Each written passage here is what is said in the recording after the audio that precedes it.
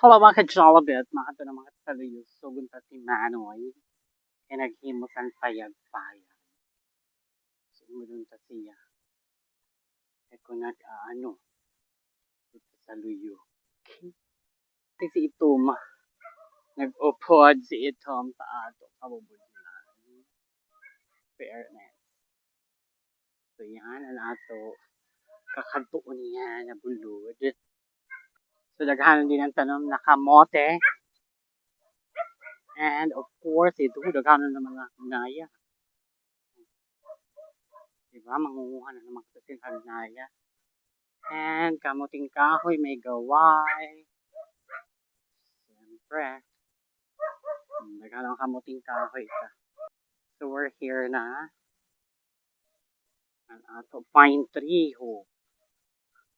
Anay! Alas 12 na baga. Uli na kay magkaon. Alas 12 na. Ano yung kuha mo dun? Mao.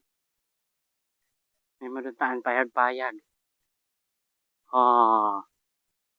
Pero na sa payag-payag. Oh, may unasin. Ingkudan. Wow, may unasin na. Mamahali na. Ding-ding. Oh.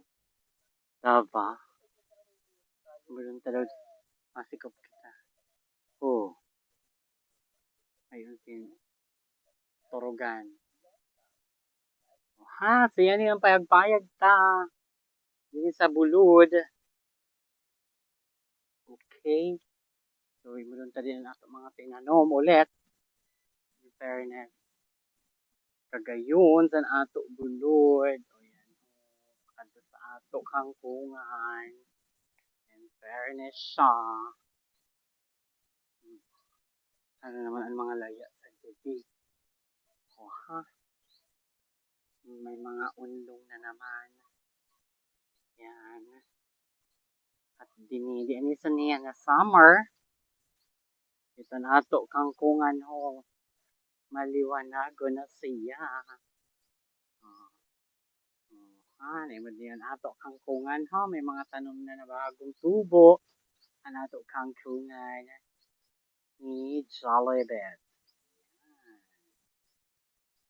So yan. Okay. Let's go. So yan mga ka-Jollibit. Nagimod kita sa bulod. Nan insusog ta si Manoy kay di pa nagkao. Sige na naman ang bisay sa payag. Okay. So mauli na kita naman. Hi. Yan. So mga ka-Jollibit, this is our bulod for today.